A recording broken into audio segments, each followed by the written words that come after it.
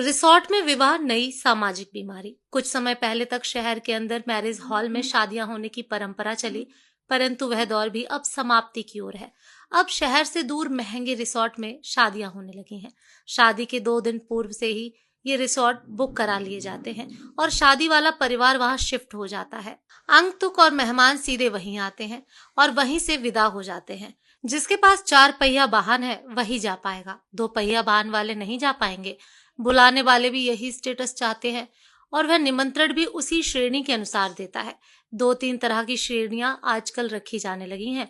किसको सिर्फ लेडीज संगीत में बुलाना है, किसको सिर्फ रिसेप्शन में बुलाना है, किसको कॉकटेल पार्टी में बुलाना है और किस वीआईपी परिवार को इन सभी कार्यक्रमों में बुलाना है।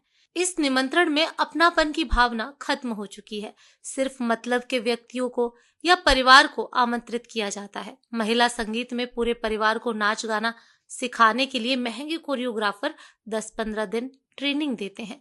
मेहंदी लगाने के लिए आर्टिस्ट बुलाए जाने लगे। मेहंदी में सभी को हरी ड्रेस पहनना अनिवार्य है। जो नहीं पहनता उसे हीन भावना से देखा जाता है, लोअर कैटेगरी का मानते हैं। फिर हल्दी की रस्म आती है। इसमें भी सभी को पीला कुर्ता पजामा पहनना अति आवश्यक है। इसमें भी वही समस्या है, जो नहीं पहनता उसकी इज्जत कम होती है। इसके बाद बर निकासी होती है। इसमें अक्सर देखा जाता है जो पंडित को दक्षिणा देने में 1 घंटे का डिस्कशन करते हैं, वह बारात प्रोसेशन में 5 से 10 हजार नाच गाने पर उड़ा देते हैं। इसके बाद रिसेप्शन स्टार्ट होता है। स्टेज पर वरमाला होती है। पहले लड़की और लड़के वाले मिलकर हंसी मजाक करके वरमाला कराते हैं। आजकल स्टेज पर धुएं की धुनी छोड़ देते हैं। दूल्हा दुल्हन को अकेले छोड़ दिया जाता है, बाकी सबको दूर भगा दिया जाता है और फिल्मी स्टाइल में स्लो मोशन में वह एक दूसरे को वरमाला पहनाते हैं। साथ ही नकली आतिशबाजी भी होती है। स्टेज के पास एक स्क्रीन लगा रहता है, उसमें प्री वेडिंग शूट का वीडियो चलती रहती है।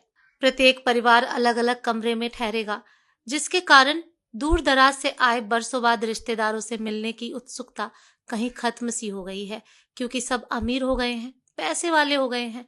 मेल मिलाप और आपसी स्नेह खत्म हो चुका है। रस्म अदायगी पर मोबाइल से बुलाए जाने पर कमरे से बाहर निकलते हैं। सब अपने को एक दूसरे से रईस समझते हैं और यही अमीरियत का दंभ उनके व्यवहार से भी झलकता है। कहने को तो रिश्तेदारों की शादी में आए हुए होते हैं, परंतु अहंकार उनको यहाँ भी नहीं छोड़ता। वे अपना अधिकांश समय करीबियों से मिलने के बजाय अपने अपने कमरों में ही गुजार देते हैं।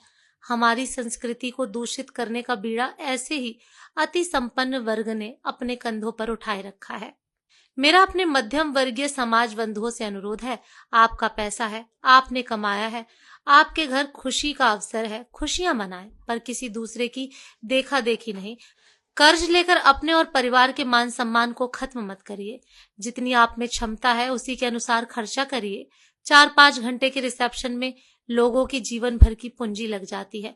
दिखावे की इस सामाजिक बीमारी को अब जातीय वर्ग तक ही सीमित रहने दीजिए।